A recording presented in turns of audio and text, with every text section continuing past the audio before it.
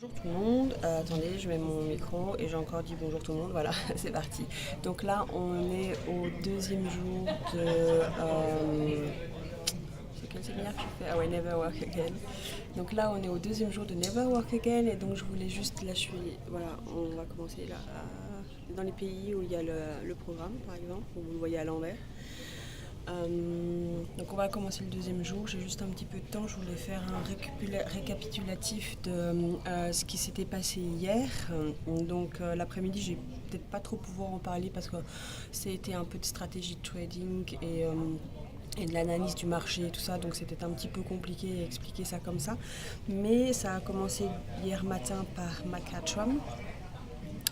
Makatram qui est un coach, un entrepreneur, il est en Angleterre. Et on a refait un peu le tour de qu'est-ce que veut dire Never Work Again en fait. Donc c'est pas vraiment Never Work Again. Hein. Le but c'est pas. Ah si, pour certains c'est ça, c'est de jamais retravailler. Mais en fait le but c'est d'avoir cette liberté de choisir en fait ce qu'on veut faire et pas de travailler pour l'argent, mais de travailler parce qu'on en a envie ou de ne pas travailler parce qu'on en a envie. Et en fait le système sur Never Work Again d'une façon générale c'est que il nous faut de l'argent hein, comme toujours.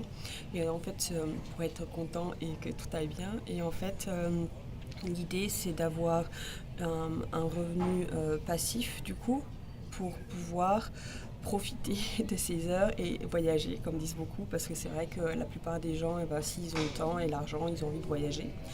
Donc l'idée c'est d'avoir des investissements et des revenus, voilà. Et en fait, c'est d'avoir tout un système, un véhicule, comme ils disent, hein, un véhicule Passive Business Income Vehicles, donc un véhicule de revenus passifs.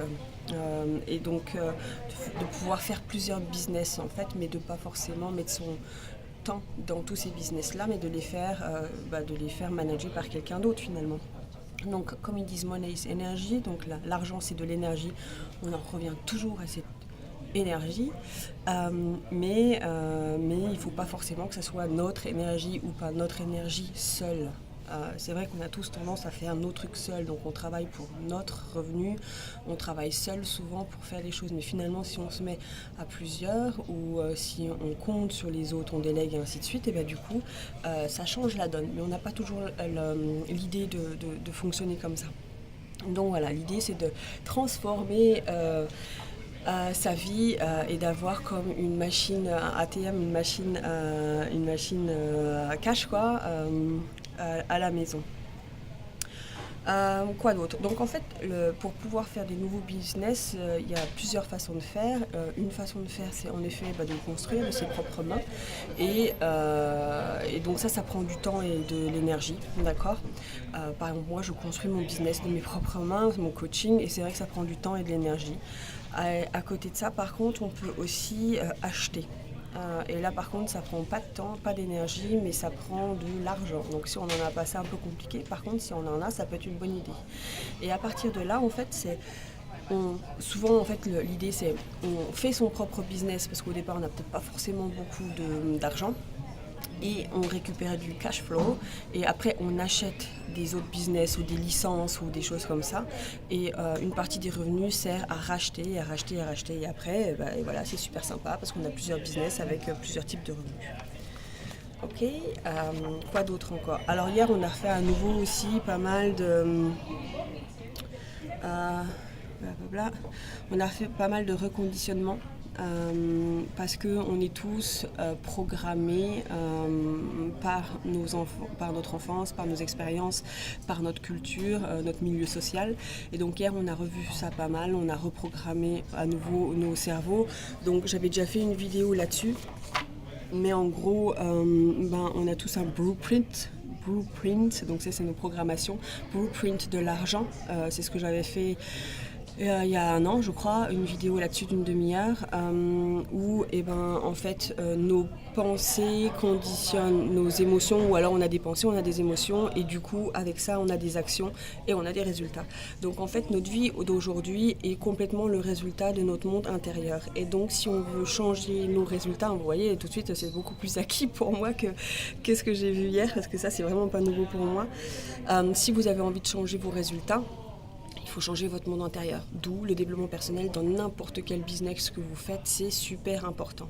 Donc changer vos résultats extérieurs demande à changer votre manière de penser et on a été conditionné quand on était petit, donc soit verbalement par ce qu'on a entendu à la maison, soit, donc ça c'est à peu près... Ah non, ça je sais pas. Les pourcentages je sais pas. Mais en tout cas verbalement. Donc c'est ce qu'on a entendu à la maison quand on était petit. Du style, je sais pas, moi l'argent c'est pour les riches, ou les investissements ça se fait pas, c'est de la mauvaise monnaie, ou je sais pas trop quoi. Soit par ce qu'on a vu faire, par exemple à la maison. Le type de comportement que nos parents ont ressurgit sur nous. Donc si vous avez des enfants, le type de vos comportements est imprimé quelque part sur vos enfants, juste petite pensée pour les parents. Et puis aussi par les incidents spécifiques de votre vie.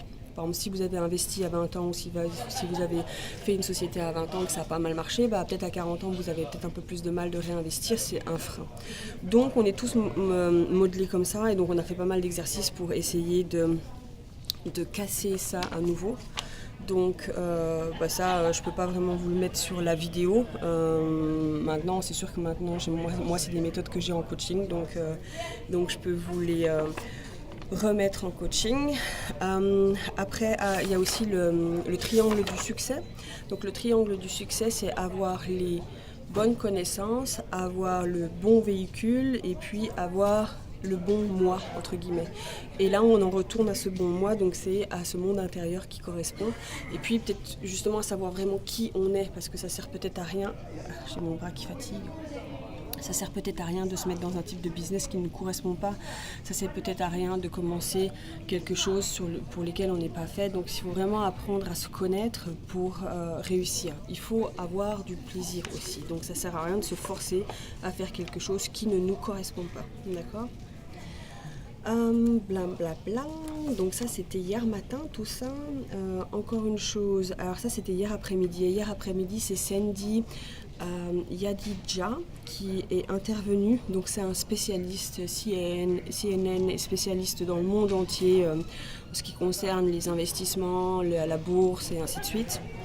Et lui en fait il disait que ce qui est quand même assez important, c'est d'essayer d'avoir aussi un système qui sorte des banques en fait, parce que quand on fait des investissements, souvent c'est avec les banques.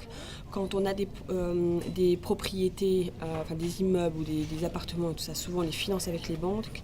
Et quand on a une société, souvent ça fonctionne avec les banques aussi. Il y a beaucoup de personnes aussi qui investissent dans leur société grâce aux banques. Et donc si le système bancaire fait banqueroute, on est mal. Alors que si on investit dans l'argent et dans les pierres précieuses, ça c'est beaucoup plus stable. Donc essayez dans la mesure du possible d'avoir ces deux types de pattes finalement. Donc voilà. Et donc à nouveau les 3 points en tout cas que j'ai cités, voire les 4 points, donc avoir sa propre compagnie, avoir des propriétés et avoir des investissements en bourse, c'est tout à fait le type de modèle que Successful Sources ou que le programme de T. Harv Eker propose. On a des séminaires, le programme Advance, le Quantum Leap, donc celui que moi j'ai suivi, c'est vraiment pour mieux comprendre tout ce type de fonctionnement et aller dans cette direction. Voilà, blablabla. Alors après,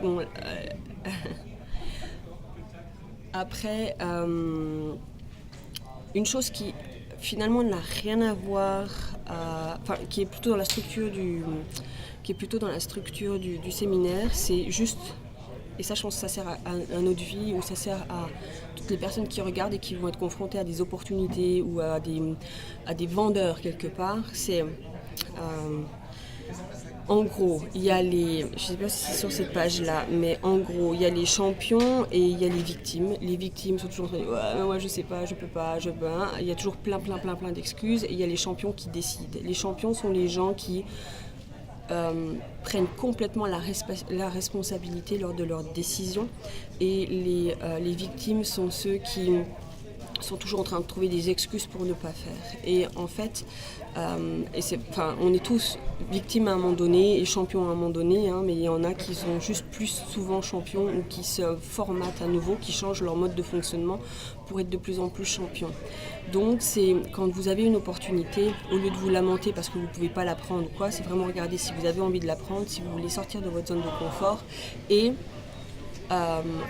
essayer de faire taire le sceptique qui est en vous en vous posant finalement 2 ou 3 questions. Donc en gros, c'est est-ce que j'aime bien la personne? Est-ce que j'ai confiance en la personne qui me parle? Est-ce que ce qu'il me dit fait sens? Ok, j'y vais. En gros, c'est un peu ça. Si on a envie d'avancer et de changer sa façon de voir les choses et surtout sa vie, juste sa vie, si juste on a envie de changer sa vie.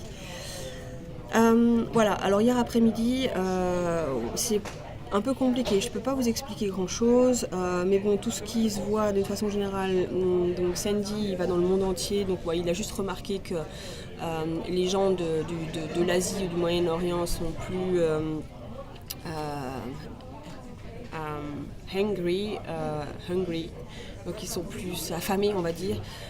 Et que les Européens ils sont endormis, ils n'ont pas assez mal comme il dit, et ça c'est pas la première fois que je l'entends. Donc nous Européens, finalement on va encore trop bien pour se bouger, alors qu'il y a des autres pays qui vont mal et du coup ils se bougent. Il nous expliquait un petit peu comment on peut voir les booms, les crashs financiers où il faut regarder un petit peu, mais là c'était technique, donc et il allait super vite là-dessus. Il nous expliquait aussi que les 7 points d'un business ou d'une vie à succès sont profitables, donc il faut que le business soit profitable, il faut qu'il ait profit, scalable, donc ça veut dire qu'il faut qu'il puisse grandir, portable, donc ça peut être plutôt cool de pouvoir l'emmener dans d'autres pays. En tant qu'expat, voilà, c'est tout à fait ça. Manageable, donc ça veut dire que éventuellement il y a peut-être des gens qui puissent le manager et que ça soit gérable au point de vue humain. Transférable, donc ça veut dire qu'on puisse pouvoir le transférer à d'autres personnes, donc en faire une licence, en faire une franchise, en faire quelque chose. Enjoyable, donc il faut vraiment avoir du fun dans ce qu'on fait parce qu'il n'y a que le fun qui nous permet de tenir la distance. Et charitable, ça veut dire qu'une fois qu'on a de l'argent, qu'on puisse, ou même une fois qu'on va mourir, qu'on puisse le redonner, le transférer, le donner à des associations, en faire quelque chose pour pouvoir toujours redonner ce qu'on reçoit à un moment donné dans sa vie. On aime bien pouvoir redonner quelque chose. Je ne sais pas si vous entendez la musique, Léla, mais tout doucement ça commence à chauffer. Donc voilà, ça c'est les 7 points de succès dans un business. Alors pour ceux qui font du MLM, vous êtes à fond dedans. Pour ceux qui font du coaching, c'est peut-être un peu plus compliqué, mais bon, vous pouvez faire une licence après. Il y en a pas mal qui licencient qui font une licence de leur savoir-faire. C'est pour ça qu'il faut mettre des systèmes en place assez rapidement pour pouvoir faire ça. En tout cas, le MLM est super simple parce que tout est pré-formaté et on n'a pas à réfléchir à une stratégie pour pouvoir faire tout ça. Voilà, après c'est des charts, donc je peux pas trop vous les montrer. Et après, il reparle juste du triangle d'apprentissage aussi. Donc à peu près 5 à 20% de ce qu'on a appris à l'école est retenu parce que tout se passe que à l'écrit et de visuel en fait, et que non, il faut mettre de l'émotion dedans, il faut mettre de l'expérience dedans. Donc hier soir on a joué par exemple à investir et c'était un jeu tout bête, mais moi je l'ai fait et voilà, il y avait une personne dans le présentateur entre guillemets, là c'était à nouveau Macatram, qui essayait de manipuler la foule et sur le coup moi je me suis posé des questions parce que je suis restée sur ma stratégie, on va dire ça comme ça, et en fait déjà j'ai développé une stratégie au départ je n'en avais pas, après j'ai développé une stratégie, un processus, et Macatram essayait tout le temps de nous inciter gentiment à tout miser tout le temps, et puis finalement moi je suis restée sur ma stratégie et ils faisaient croire que ceux qui restaient sur leur stratégie c'était pas forcément la bonne chose à faire parce qu'ils gagnaient éventuellement moins, Mais en attendant, je ne suis pas allée bankrupt, alors qu'il y en a eu une paire qui sont allées bankrupt. Et à la fin, il disait qu'il faut toujours rester sur sa stratégie. Donc il faut avoir une stratégie, il faut rester sur sa stratégie et il faut rester consistant. Donc rester et faire, et faire, et faire. Une fois qu'on sait que la stratégie, elle vaut la peine, les risques sont limités. En fait, c'est ça, moi, ma stratégie faisait en sorte que je ne perdais jamais ma mise de départ. Il y en a, ils avaient 10%, et donc du coup, les risques étaient limités et ils ne pouvaient jamais aller bankrupt. Il y en a certains qui ont tout misé et au bout de 3 tours, ils étaient bankruptcy, et il y en a d'autres qui ont tout misé et finalement ça a marché pour eux, mais ils ont eu un sacré coup de chance. Et il ne faut pas miser sur la chance, mais il faut miser sur des systèmes et voilà, et être sérieux et continuer à faire quoi qu'il arrive.